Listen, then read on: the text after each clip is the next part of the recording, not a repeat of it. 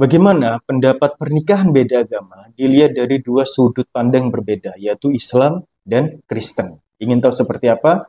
Tonton video ini sampai habis.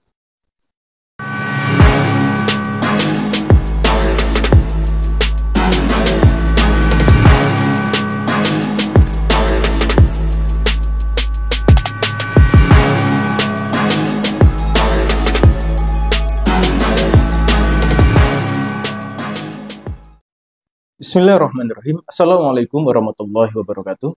Teman-teman sekalian, kembali lagi di channel Kata Alris, channel yang menyuguhkan berbagai macam informasi, edukasi, dan kajian-kajian Islam tentunya. Mudah-mudahan konten ini bisa memberikan dampak positif, bisa mencerdaskan, dan bisa memberikan timbal balik yang luar biasa bagi teman-teman sekalian, terutama berkenaan dengan akidah, ya.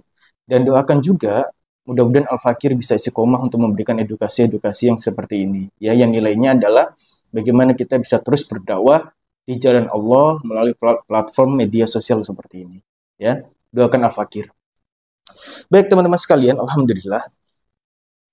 Tema ini, ya, tema menikah beda agama ini sebenarnya sudah saya bahas di video sebelumnya, ya. Sudah saya bahas sana. Mungkin untuk video kali ini saya akan mencoba untuk bagaimana kita bisa melihat dari dua sudut pandang yang berbeda, yaitu dari sudut pandang Islam dan sudut pandang Kristen. Ya tentu kita akan kembali kepada kitab sucinya masing-masing, apakah menikah beda agama itu diperbolehkan atau tidak, seperti itu. Sehingga teman-teman sekalian, kita berjalan untuk menjalin kehidupan ini ya berdasarkan kitab suci ini. Kita tidak melihat dari hukum buatan manusia benar atau tidaknya, tidak, tapi kita kembali lagi kepada kitab suci yang kita yakini adalah bahwa kitab suci itu diturunkan dari Tuhan yang Maha Kuasa, gitu ya. Jadi aturan-aturan ini merupakan aturan yang otentik, tidak bisa kita ganggu-gugat, ya. Ini adalah jalan berpikir yang kita sepakati bersama-sama, ya. Kita kembalikan kepada kitab suci masing-masing. Nah, teman-teman sekalian, sebelum kita masuk ke tema inti, saya ingin membahas mengenai kita sudut pandang Islam dulu, ya, sudut pandang Islam dulu.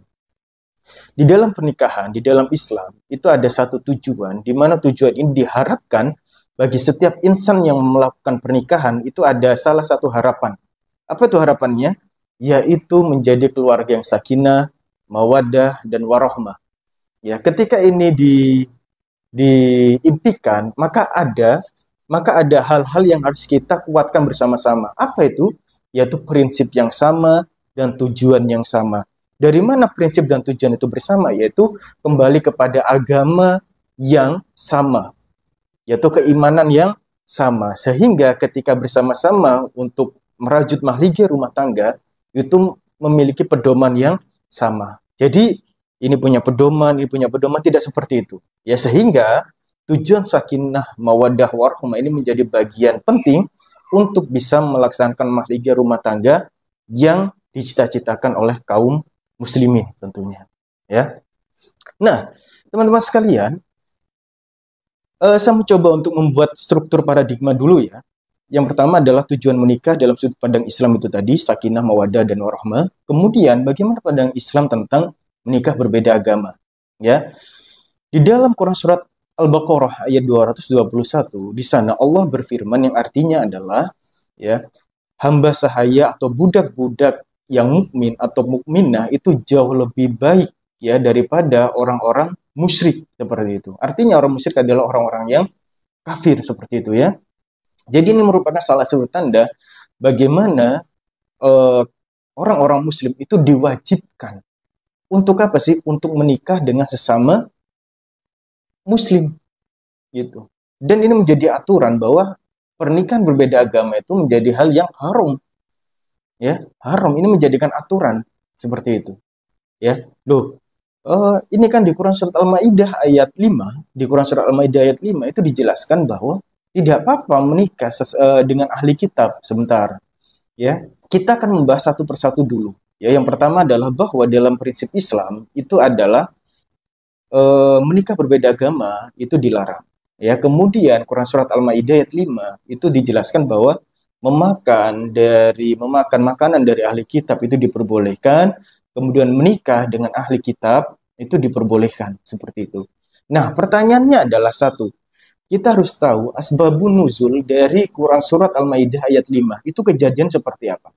Nah, kejadian teman-teman sekalian, itu turun ketika Perang Khaybar. Perang Khaybar ini terjadi di akhir Muharram pada tahun ke-7 Hijriah. Ya, yang ketika itu teman-teman sekalian, istilahnya itu Yahudi itu membuatkan makan Rasulullah ya domba kemudian yang membuat adalah Zainab dari kaum Yahudi, ya Rasulullah makan, dan ternyata domba itu adalah domba yang telah dibuburi racun oleh Zainab, ya oleh Zainab seperti itu, ya. Kemudian atas pertolongan Allah, domba itu yang Rasul gigit sedikit itu dimuntahkan, ya. Ketika ini jadikan landasan, maka ternyata memakan makanan daging dari ahli kitab itu diperbolehkan, karena itu buatan dari Yahudi. Nah, pertanyaan teman-teman sekalian, apakah ahli kitab pada saat ini itu masih ada atau tidak? Apa yang dimaksud? Apakah sama atau tidak? Nah, di dalam Quran tafsir, ya teman-teman bisa mencari ya, di tafsir Ibnu Katsir teman-teman sekalian, di sini itu dijelaskan. Saya mencoba merangkumnya ya. Silakan teman-teman bisa lihat terjemahnya, tidak apa-apa. Yang bisa memudahkan teman-teman sekalian, silakan bisa membaca di tafsir Ibnu Katsir, ya, tafsir Ibnu Katsir seperti ini, ya. Teman-teman silahkan bisa mencari. Kemudian teman-teman sekalian, di sana disimpulkan ada 3 kesimpulan, ya. Yang pertama, yang dimaksud ahli kitab adalah satu, wanita ahli kitab yang menjaga kesuciannya dari hal yang berbau zina. Jadi dia menjaga dirinya, ya. Yang kedua adalah ahli kitab ini adalah yang masih lurus memegang teguh milah-milah Ibrahim, ya ketika itu adalah mereka dari kalangan Samurah dan Sabi'ah. Ya, jadi mereka ini lurus mengikuti milah-milah Ibrahim, yaitu apa? Menyembah Tuhan yang esa, Tuhan yang satu. Ya. Kemudian ketiga adalah ahli kitab yang mengakui keesaan Allah, tidak ada trinitas atau yang lainnya, tauhid, tidak ada Tuhan selain Allah, dan meyakini risalah kenabian Rasulullah Muhammad SAW itu berada di kitab mereka. Ya, jadi ini tiga alasan kenapa diperbolehkan ketika itu untuk menikah dengan ahli kitab. Gitu. Jadi itu 3 alasannya. Nah, pertanyaan teman-teman sekalian, apakah masih ada ahli kitab seperti ini saat ini? Ya, kondisi saat ini tentu tidak ada. Apakah Yahudi itu masih menyembah Allah Subhanahu wa taala dan mereka meyakini risalah kenabian Rasulullah sallallahu alaihi wasallam? Kan tidak. Ya. Yang kedua adalah Kristen. Yang dianggap Kristen sendiri mereka adalah ahli kitab. Ternyata tidak. Ya, Kristen Trinitas. Ya, Trinitas dan tidak mengakui risalah kenabian Rasulullah Muhammad sallallahu alaihi wasallam. Nah, dari konteks ini teman-teman sekalian, maka ahli kitab itu sudah tidak ada di zaman saat ini. Berdasarkan Quran surat tafsir, ya, berdasarkan dalil yang berada dalam Ibnu Katsir, ya. Ketika dipaksakan teman-teman sekalian dan tidak memenuhi kriteria 3 hal itu tadi, maka ketika menikah bukan malah keberkahan tapi malah zina. Nah, teman-teman sekalian, saya ada sumber referensi lagi, teman-teman bisa melihat bagaimana karakter dari ahli kitab itu sendiri. Ya, di riwayat turunnya Al-Quran karangan dari Al-Imam Jalaluddin As-Suyuti, ya di sana dijelaskan teman-teman sekalian bagaimana karakter dari ahli kitab di sana. Ya, tidak percaya kepada turunnya wahyu, menganggap dirinya lebih istimewa dan sebagainya, teman-teman sekalian, itu sudah dijelaskan. Teman-teman bisa melihat di sana dimulai dari ayat 15 sampai ayat 20. Quran surat Al-Maidah juga sama. Ya, sama. Dan telah Allah jelaskan juga di Quran surat Al-Maidah ayat 72 tentang kekafiran. Ya, yang mengatakan seperti ini, ayat 72. Telah kafirlah orang-orang yang menyampaikan atau yang menyebutkan bahwa Isa putra Maryam adalah Allah, artinya Tuhan. Nah, telah kafir. Telah kafir, Allah sudah menyampaikan itu. Ya. Telah kafir. Lalu bagaimana kita bisa menghalalkan pernikahan beda agama yang berlandaskan dengan Quran surat Al-Maidah dan tidak tahu asbabun nuzulnya seperti apa? Dan disamakan ahli kitab pada saat ini dengan keluar dari pemahaman tafsir dari Ibnu Katsir tadi tentang 3 hal tadi. Bagaimana bisa seperti itu? Itu sama aja teman-teman melanggar peraturan yang telah Allah berikan. Ya. Harus hati-hati. Karena kita menikah itu untuk apa? Untuk menciptakan generasi yang mulia. Generasi Islam, generasi peradaban tentunya. Bukan hanya asal cinta. Asal cinta ini berapa lama? Berapa lama kita mengatasnamakan cinta atas dasar? Atas dasar cinta kita menikah. Ya, tapi kita melupakan hal-hal yang itu menjadikan independen dalam kehidupan kita di dunia maupun di akhirat. Kita menyampingkan itu semua. Tidak seperti itu konsepnya. Ya, tidak seperti itu. Maka di dalam Islam, pernikahan beda agama itu adalah hal yang haram berdasarkan pendapat-pendapat para ulama dan tafsir dari Ibnu Katsir tadi, dari 3 hal penyimpulan itu. Dan saat ini sudah ada tidak ada ahli kitab yang dimaksud. Itu teman-teman sekalian ya. Kemudian teman-teman sekalian, tadi dalam keislaman ya. Nah, sekarang kita akan membahas dari sudut pandang Kristen, apa pendapat dari Bible mereka ya tentang pernikahan beda agama. Ya, tadi saya sampaikan, ayo kita kembali kepada kitab suci masing-masing agar teman-teman berjalan sesuai dengan koridornya, agar teman-teman tidak terpecah belah, agar teman-teman tidak merasa oh ini baik, ini tidak, tapi berdasarkan asumsi semata. Tapi kita kembalikan lagi kepada hukum yang teman-teman anggap itu kitab suci. Ya. Nah, saya di sini ada Bible teman-teman sekalian. Ya.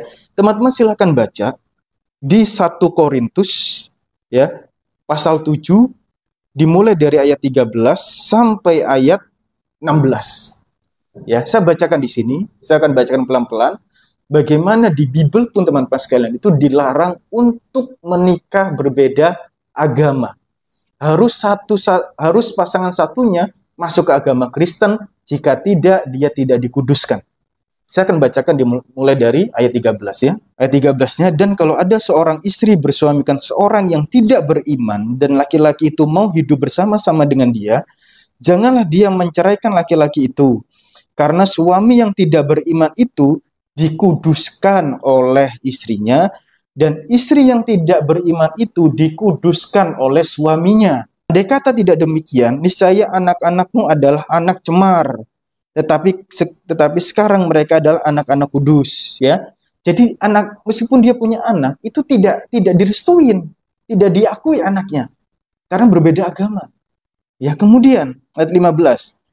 Tetapi kalau orang yang tidak beriman itu mau bercerai, biarlah ia bercerai. Ceraikan. Ya, karena itu tidak bermanfaat sama sekali kepada agamamu. Ya. Dalam hal yang demikian, saudara atau saudari tidak terdekat, tetapi Allah memanggil kamu untuk hidup dalam damai sejahtera. Sebab bagaimana engkau mengetahui, hai istri, apakah engkau tidak akan menyelamatkan suamimu? Ternyata berbeda agama itu sudah dijelaskan. Tidak bisa menyelamatkanmu. Ya, di dalam akhirat nanti.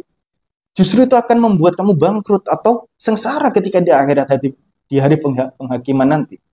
Ya, atau bagaimanakah engkau mengetahui, hai suami, apakah engkau tidak akan menyelamatkan istrimu? Nah, ini sudah jelas teman-teman sekalian, bahwa dari sudut pandang Islam dan sudut pandang Kristen, itu menikah berbeda agama itu diharamkan, dilarang. Lalu pendapat siapa yang harus yang teman-teman ikuti menghalalkan pernikahan beda agama? Kan ini aneh. Seperti itu. Ya. Lalu pendapat siapa? Apakah atas nama hak asasi manusia? Ya. Apakah teman-teman yang katanya bertakwa berani melanggar perintah Tuhannya atas dasar asumsi dari manusia itu sendiri? Atas dasar cinta, atas dasar hak asasi manusia, atas dasar perbedaan pendapat. Ya. Kan tidak bisa seperti itu berpikirnya. Maka semua itu, aturan-aturan itu, ketika kita ingin menemukan sesuatu, bagaimana jalan keselamatan itu, maka kembalilah kepada kitab sucinya masing-masing. Apakah ini sebagai hal yang prinsip? Ya, apakah ini dilarang? Apakah ini diperbolehkan? Maka kembalilah kepada kitab suci masing-masing agar teman-teman tidak salah kaprah dalam menjalani kehidupan itu. Ya, itu sudah jelas tadi, ya. Tidak ada ditambah, tidak dikurang, tidak ada. Saya bersumber kepada Alkitab sendiri, Bible sendiri. Ya, silakan teman-teman baca sendiri. Ya, 1 Korintus pasal 7 dimulai dari ayat 13 sampai 16. Silakan teman-teman. Ya, kalau Islam silakan membaca di dalam tafsir Ibnu Katsir yang terjemahan silakan. ya untuk memudahkan teman-teman sekalian apa yang dimaksud dengan ahli kitab. Ya. Jadi itu teman-teman sekalian, mudah-mudahan bisa mencerahkan dan kita berani menolak dengan tegas, kita berani mengecam pernikahan beda agama, maka pernikahan beda agama itu hukumnya haram. Ya, haram teman-teman sekalian. Ya.